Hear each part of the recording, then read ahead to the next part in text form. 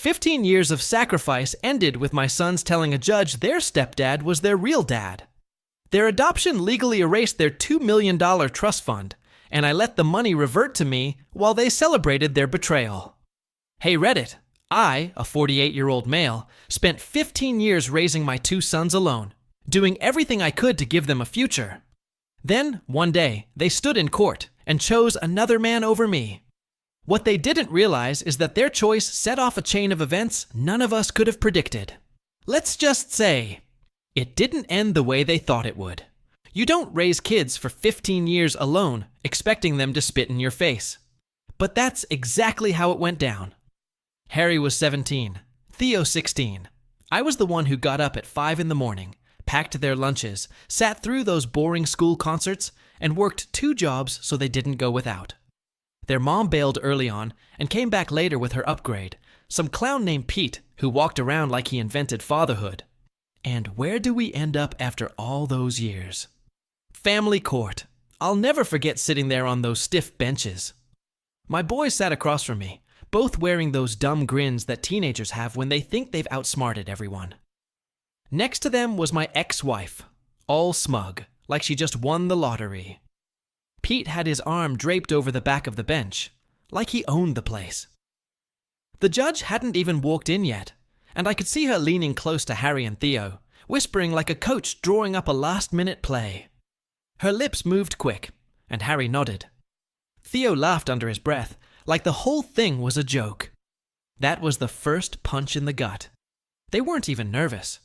It was like they'd rehearsed betraying me. The judge finally came in and asked the basic stuff. Harry, Theo, are you sure about this adoption? Do you understand what it means? Harry straightened up, like he was giving a speech. Yes, Your Honor. Pete is the real father in our lives. He's shown us what being a dad actually means. I swear my ears rang. Real father. I wanted to stand up and scream, who stayed up with you when you had a fever? Who took double shifts so you'd never miss Christmas presents? But I didn't. I sat there, jaw tight, because I wasn't about to give them the satisfaction of seeing me break. Then it was Theo's turn. And this kid, man, he pulled something from his pocket, and I instantly recognized it. A photo. One of the old ones I kept in the living room, the 3 of us at the park when he was like 8. I thought it went missing months ago. He held it up, ripped it clean down the middle, and let it drop right onto my lap without saying a word. Then he walked across the courtroom and stood by Pete like it was nothing. I can't explain the kind of silence that falls inside your chest when your own son does something like that. It's not loud. It's not even painful at first. It's just empty. The judge banged the gavel. Adoption approved. That's it. 15 years of my life erased in less than 2 minutes. My boys ran to Pete, like he was some hero. He wrapped them up in his arms, grinning at me over their shoulders, like he just won a championship. My ex-wife leaned into him, eyes glinting with victory. I left without saying a word. Walking out of that courthouse felt like leaving a funeral, except the casket was my own damn effort. When I got home, the place felt too quiet. I sat at the table and opened my laptop. For years, I'd kept a separate account tucked away. Every double shift, every weekend job, I saved what I could. The number glared at me. $447,000.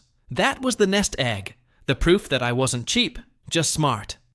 Money meant to help them through college, weddings, life. Now it just sat there, mocking me. I told myself I should be angry, but I wasn't. Not yet. I was hollow, like someone had scooped me out and left me staring at 4 walls that felt less like home and more like a cage.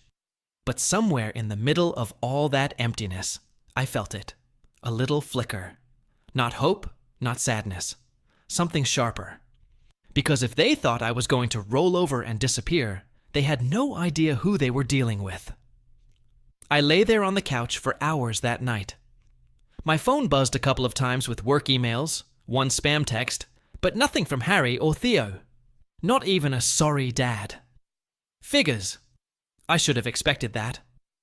My head was spinning with numbers, like it always did when I didn't want to think about emotions. That's kind of how I'd survived being a single dad all those years. And then I remembered something. My dad, their grandfather, he wasn't rich, but he was old school smart with money. Before he passed, he set up a trust fund for Harry and Theo. The whole point was to make sure they had something waiting for them when they hit college. I'd never touched it. Not a dime. Even when things got tight, that fund was off limits. Sacred. So, lying there in that hollow pit of a night, I started thinking, what happens to that trust now that they're not legally my sons anymore? I didn't know the answer, but one guy would. William. He was more than just our lawyer. He'd known me since I was a kid, back when I still had scraped knees and didn't hate the word family. He'd been my dad's friend before he was mine. If anybody could tell me straight, it was him. I called him the next morning. My voice cracked when I told him what went down in court. He didn't sound surprised. "Son, I'm sorry," he said. "I warned you your ex-wife was maneuvering." "Forget her," I said. "I need to know about the trust, Dad's fund. What happens to it now?" There was a pause on the line. Too long. My stomach twisted. "William, don't hold out on me." Finally, he sighed. "Your father, he was sharper than you thought. Your dad set up a reversion clause. He wrote that if Harry and Theo ever stopped being your legal dependents, the trust wouldn't stay with them. It would revert back to you as the remainder beneficiary." I sat there, phone pressed to my ear, not breathing. "Say that again." "It's yours now. $2 million. No strings attached." He didn't trust your ex-wife to manage it. He assumed if the boys ever walked away from you, they didn't deserve it. I leaned back in my chair, staring at the wall. $2 million, plus the $447,000 I'd already saved. $2,947,000 sitting in reach. My father, even from the grave, had seen through all of this. For the first time since court, I smiled. Not a big smile, not joy, just a small, sharp grin. They thought they upgraded. They thought the broke stepdad with leased cars and credit debt was their golden ticket. They had no clue. They just signed away their entire future. I thanked William and promised I'd come by for the official paperwork later in the week. After hanging up, I grabbed the safe out of the closet. Inside was a binder with every password, every bank login, every emergency plan I'd ever made. I opened my accounts and stared at the numbers stacking up. It didn't feel real. Still, the anger wasn't gone. I needed to know how deep this betrayal went. So I dug into the closet again and found Theo's old MacBook. He'd used it during his first years of high school before he begged me for something newer. I'd kept it, half thinking I'd wipe it and use it as a backup. I flipped it open, logged in, and damn if his iCloud account wasn't still connected. The messages started popping up. Photos, group chats, years of history. And what I read made me realize just how far my ex-wife had gone to poison them. He only cares about money, not us. That's why he's always working. Other dads take their kids on trips. He just makes us stay home because he's tight with cash. It's embarrassing when he drops us off in that beat-up car. Everyone stares. Harry. I don't want him showing up at my games. He'll just make me look lame. Theo. Pete actually knows how to treat us. Mom says that's what being a real dad looks like. Years of sacrifice flipped and twisted into failures they saw as humiliation. And their mom, she was the architect of it, feeding them that line over and over, painting me as the villain, Pete as the savior. I closed the laptop and just sat there, hands gripping the edge of the desk. For years, I thought I was raising them alone. Turns out, I'd been fighting a ghost war the whole time. But now I had something I hadn't had before. Leverage. They thought they stripped me of my title as father. What they really did was hand me a fortune. And if Pete was already flashing cars and trips he couldn't afford, then this trust fund was the prize he was aiming at. He wanted the money. My ex wanted the money. And my sons, they'd sold themselves cheap because they thought the grass was greener. Well, guess what? The grass on that side is fake. And I was about to start pulling it up by the roots. I didn't have to wait long to see the first cracks. A week after the adoption hearing, Harry texted me a photo of him and Theo at some trendy restaurant, holding up stakes the size of their heads. The caption, "Real Dad takes us out right." I saved the photo. Receipts. Funny thing though, what they didn't know was that 2 nights later, I just happened to be at that same place with a coworker. Long story short, a client dinner got moved last minute, and we ended up there. Halfway through my meal, I saw Pete at a table near the bar, puffing up his chest like he owned the place. He had Harry and Theo with him again.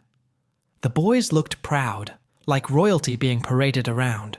But when the check came, I watched the waiter run Pete's card. Swiped once, declined. Swiped again, declined. The waiter leaned in and whispered something. Pete forced a laugh and pulled out another card. Declined again. His face went from smug to pale real quick. Harry glanced at Theo, whispering something, but Pete covered it with a fake smile. "It's the machine. Happens all the time." Eventually, he slunk off to the ATM across the street, leaving the boys sitting there awkwardly. He came back 10 minutes later with cash, over-tipping like he was proving a point. The whole scene was pathetic.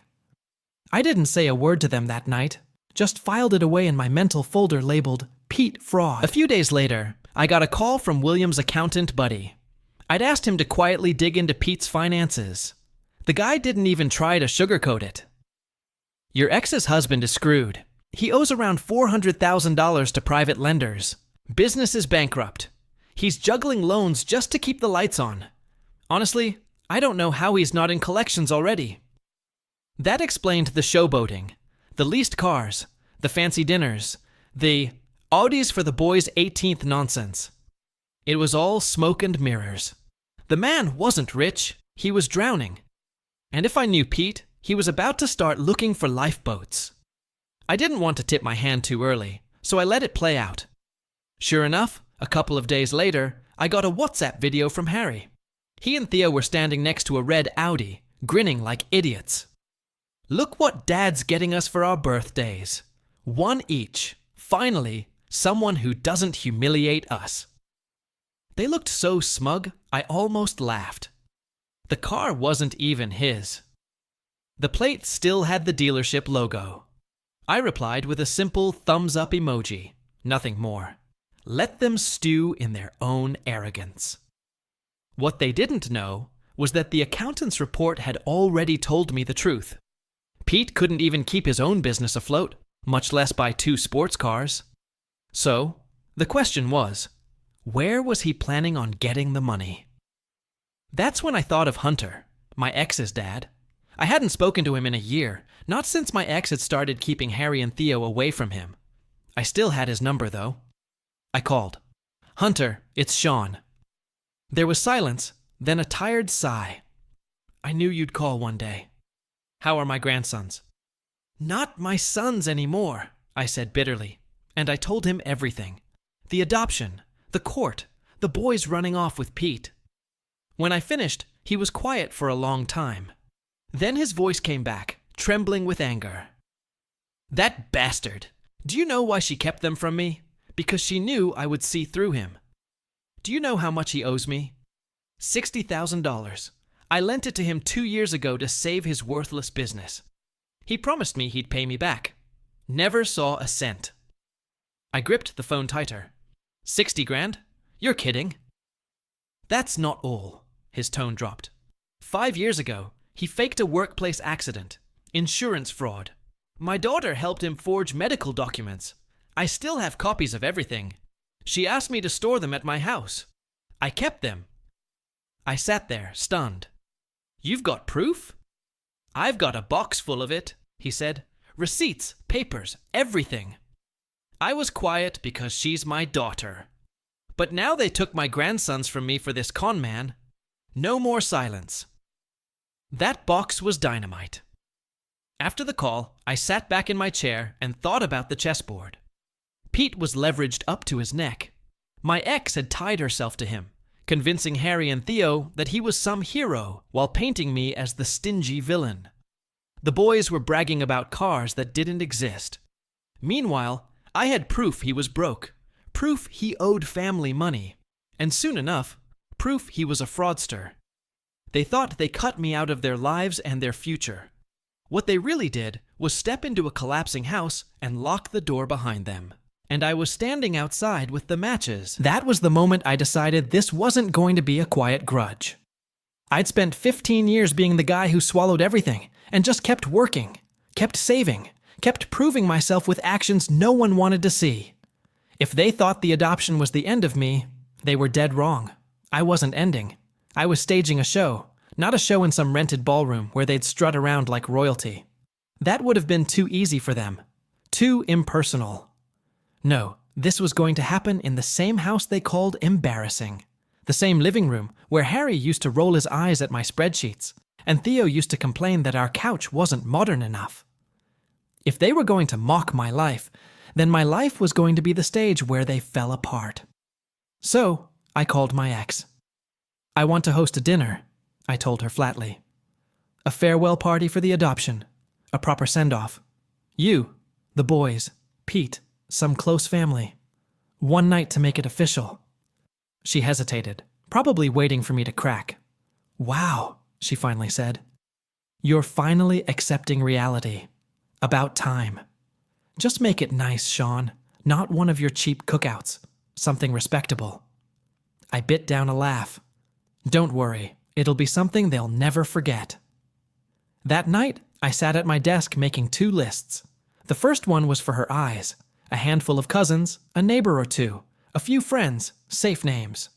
The second was the real list. Pete's old business partner he owed money to, a couple of creditors who'd been circling, and of course, Hunter. I knew she'd edit the official list and think she was in control, while I quietly sent out the invitations she didn't know about. Then came the setup. I pulled the old projector out of the closet and pointed it at the living room wall. Perfect, crisp enough that no one could say they didn't see the truth. I started building slides like a lunatic. Page after page of my overtime hours logged, my tuition payments, the balance of my savings account, and the pièce de résistance, a scan of the college trust fund clause, bold, highlighted, unavoidable. This wasn't just a dinner anymore. It was an execution. A few days later, I got a package at my door. No return address. Inside were framed photos I hadn't seen in months. Me with Harry and Theo at the beach, Christmas mornings, Little League games. On top was a note in Harry's messy handwriting. Go ahead and hold on to the scraps. The future belongs to us, not you. I stood there in my kitchen, staring at it. I thought the ripped photo in court was low, but this was deliberate. They'd actually boxed up my fatherhood and shipped it back like unwanted junk. I carried the stack to the fireplace, lit a match, and fed each photo to the flames. Watching them curl into ash didn't hurt like I expected. It felt final, like shutting a door and locking it from my side. That night, instead of wallowing on the couch, I went to the gym. That's where I saw her. Dark hair pulled back, sharp focus, pushing herself hard. She caught me staring once, gave a little nod, then went right back to her set. I didn't even know her name yet. Later, I'd learn it was Elena. But for the first time in years, I realized life might exist outside the wreckage of fatherhood. The closer the dinner got, the more obvious it was that my ex was nervous. She texted me after I sent the guest list. We need to curate this.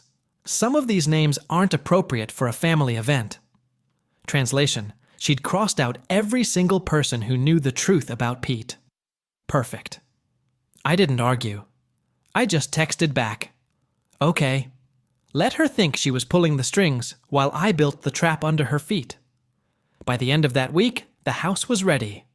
Living room cleared, chairs borrowed from neighbors, projector tested again and again.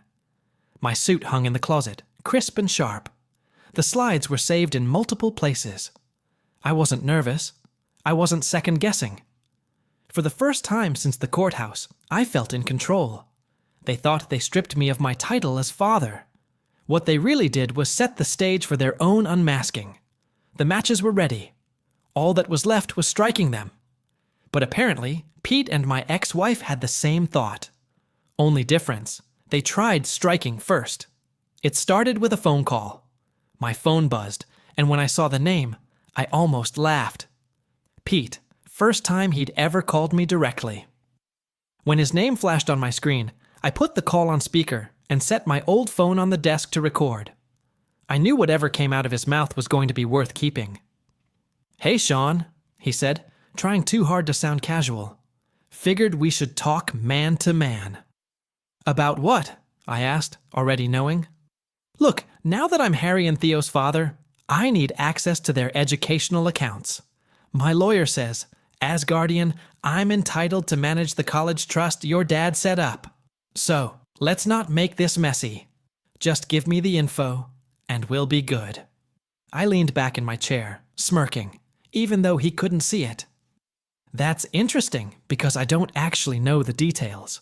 My father handled everything with William, the family lawyer. You'll have to ask him."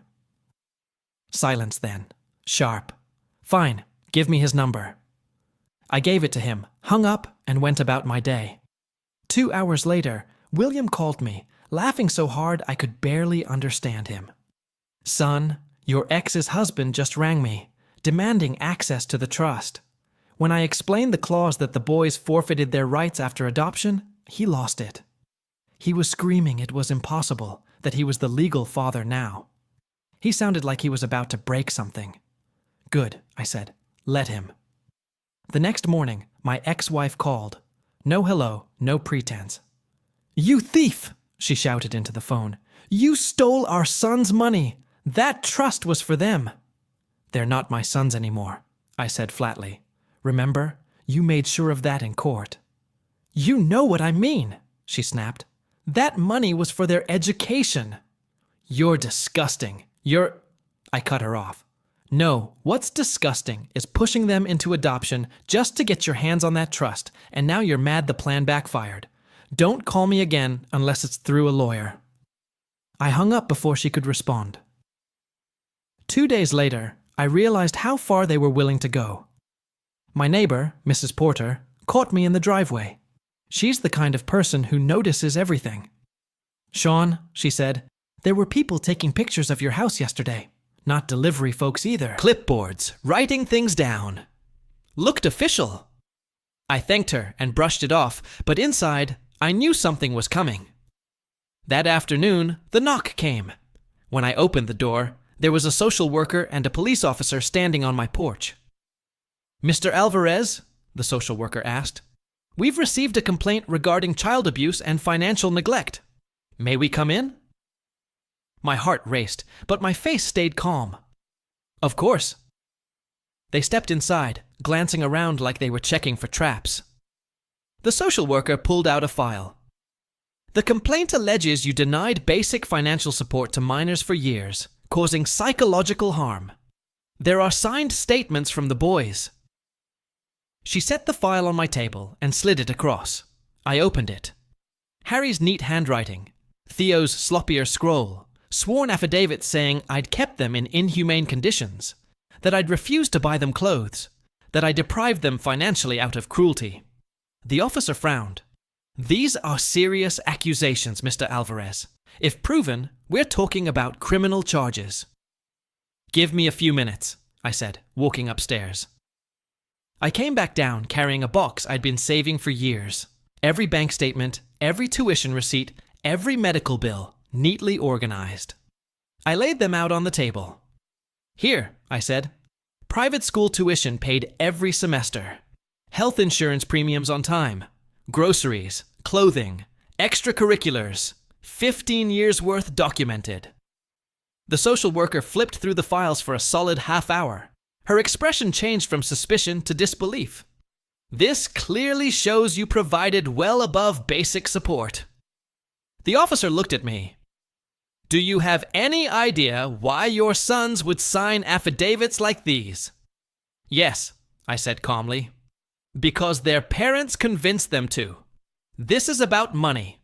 A college trust fund they can't touch anymore. Pete tried demanding access, and when that failed, they filed this. I even have proof." I pulled out my phone, tapped a recording. Pete's voice filled the room. "My lawyer says, as guardian, I have the right to manage the trust. Then his frustration when I told him I didn't know the amount. The officer's eyebrows shot up. That's highly irregular. The social worker closed the file. We'll need to investigate further, but from this perspective, it seems someone is abusing the system for financial leverage. They left 2 hours later, but not before the officer gave me a warning. If this moves forward, they'll probably try to request a restraining order and freeze your assets. Have your paperwork in order. That night, I sat in my office, the glow of the computer screen lighting the room. They weren't just trying to rob me.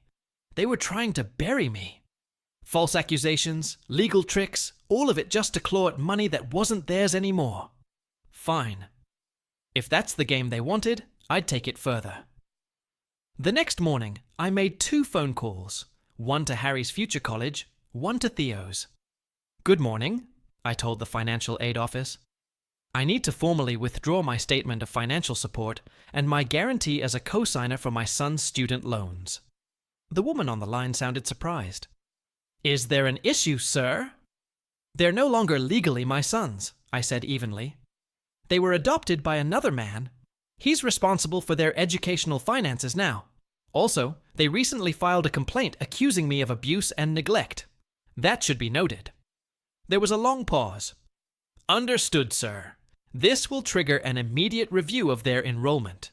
Without verified financial backing, their guardian will be responsible. Perfect, I said.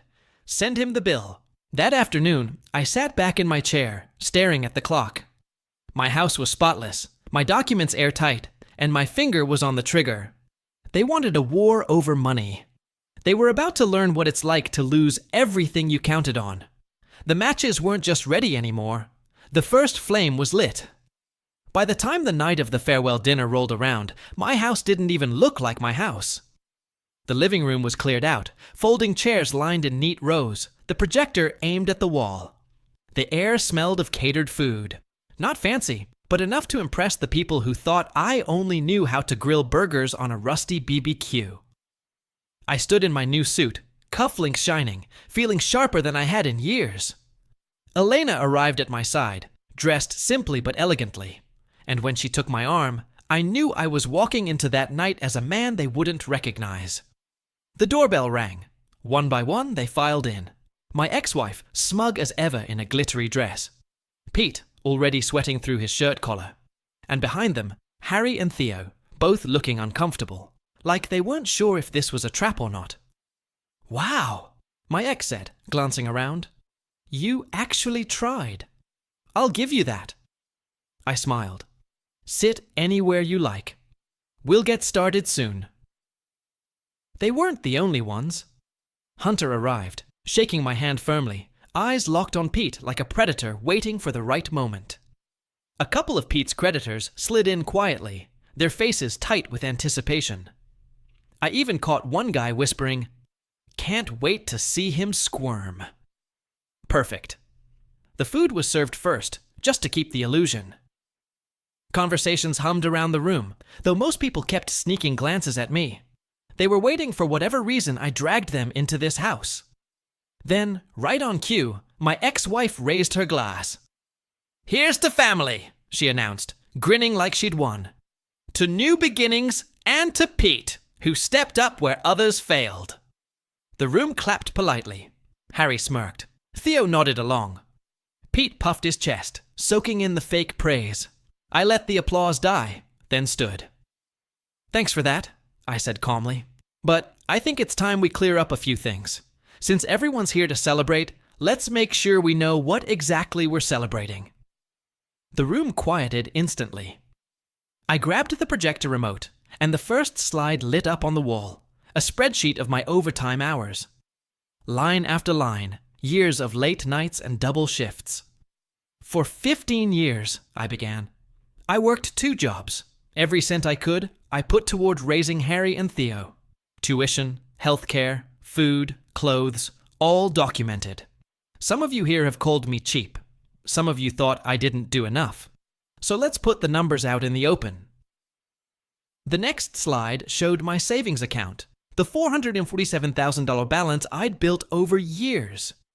Gasps rippled through the room. And that was just me. What you didn't know was that their grandfather also set up a college trust fund. $2 million locked away for their future until the adoption. Click. The next slide showed the adoption decree side by side with the trust clause. The words were highlighted.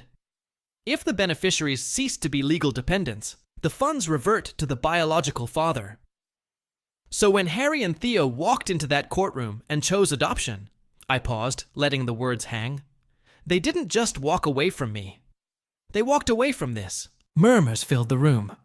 My ex-wife shot up from her chair, red-faced. "You stole their money!" I turned to her. "No, you stole my sons from me, and the money legally came back with me when you did." Pete tried to jump in. "That's not how this works. I'm their guardian now. That trust—" "Funny you say that," I cut him off, "because I have you on recording telling me you wanted access to it. Here's the problem, Pete. You don't get to manage what doesn't exist for them anymore." I hit play on the clip. His voice filled the room. "My lawyer says, as guardian, I have the right to manage the trust."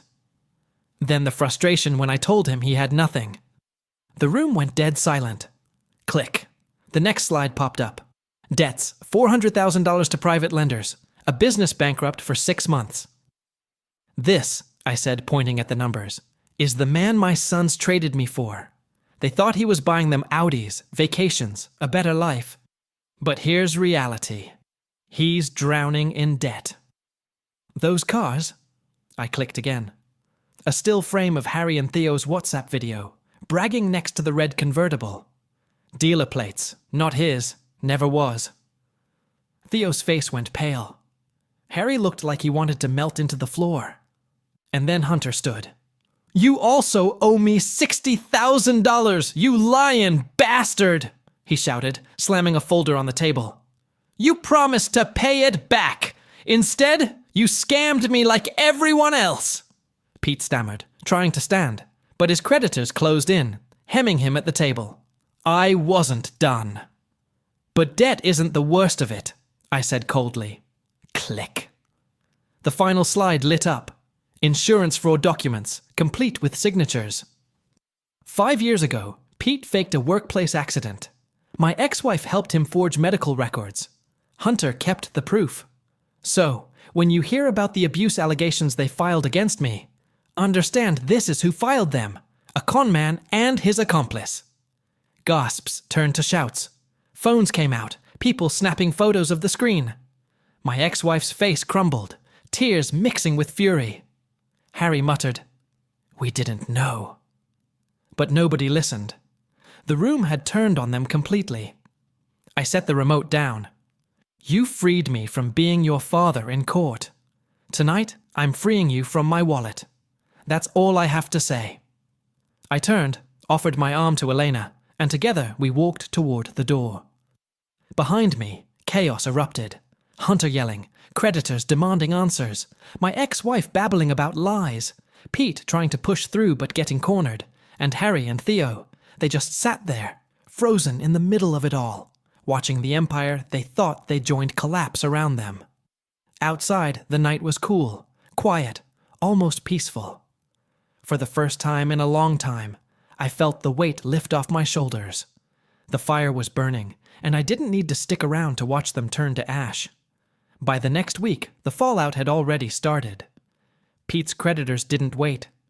They slapped him with lawsuits and froze what little he had. Within weeks, prosecutors filed charges. A few months later, he took a plea deal and got a 2-year sentence for insurance fraud. Hunter handed over the paperwork. Prosecutors pounced, and Pete ended up with a 2-year prison sentence. My ex-wife cornered, cut a deal.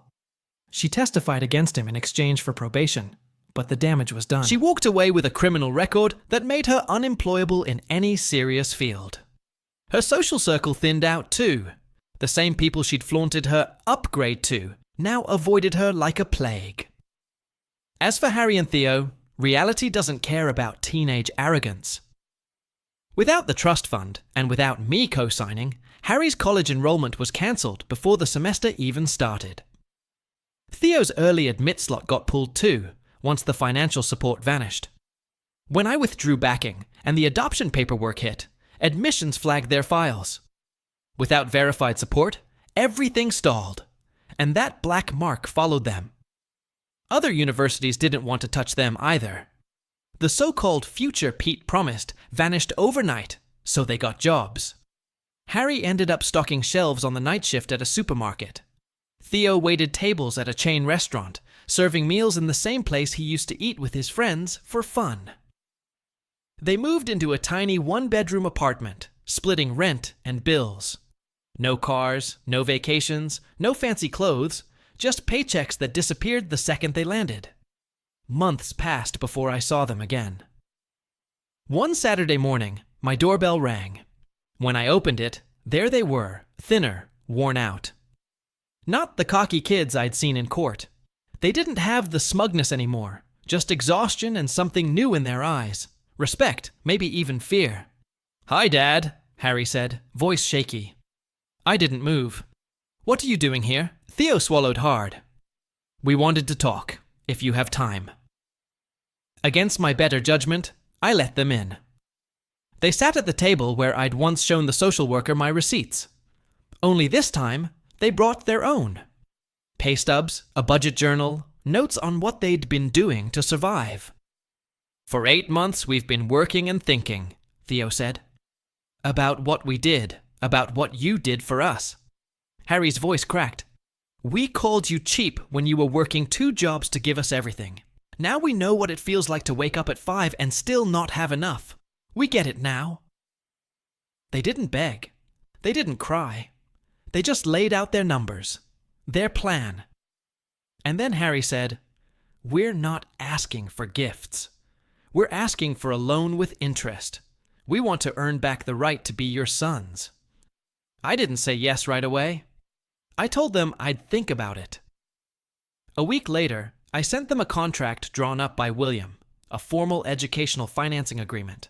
The terms were strict: 3% interest, maintain a minimum 3.5 GPA, work at least 20 hours a week, monthly expense reports, bi-weekly video check-ins. It wasn't fatherly support anymore. It was business. They signed without even reading the fine print. Meanwhile, I wasn't standing still. I invested the trust money wisely, and in less than a year, between a hot market and a small real estate flip I backed, it grew by another $800,000. I traveled, I lived, I finally did things for myself. The first video call with Theo was surreal. He showed me his grades, all A's. His budget was tight, every dollar tracked. "Thank you for giving us a second chance," he said. "You're earning it," I replied. And I meant it. It wasn't the father-son relationship we once had. It was different, better in a way. No illusions, no entitlement. Respect where there used to be resentment. My ex-wife didn't take it as well. She sent messages for months, most of them blaming me for ruining their lives. The last one simply said, "I hate you." After that, I changed my number. Sometimes I wondered if I'd gone too far, if maybe I'd been too harsh. But then I'd remember Theo's words during the party chaos. "Pete promised us college, cars, trips. He said you were cheap by choice." That wasn't a mistake. That was a decision, and they had to live with it. For 15 years, I carried the weight of being their father. Now I carried nothing. The money was safe. My life was mine. And for the first time in almost 2 decades, I finally understood what freedom really felt like.